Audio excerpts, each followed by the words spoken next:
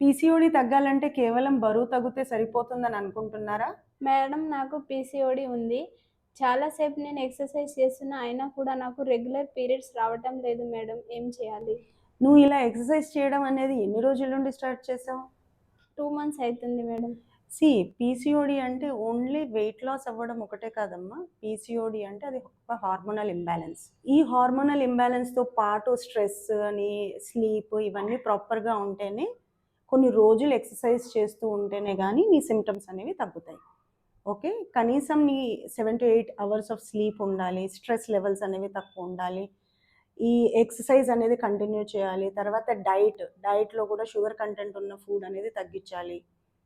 ఎక్కువ protein, fibre food తీసుకోవాలి. ఇవన్నీ నువ్వు కన్సిస్టెంట్‌గా చేస్తూ ఉంటేనే గానీ నీ పీసీఓడి అనేది కొంతవరకు మనం తగ్గించొచ్చు.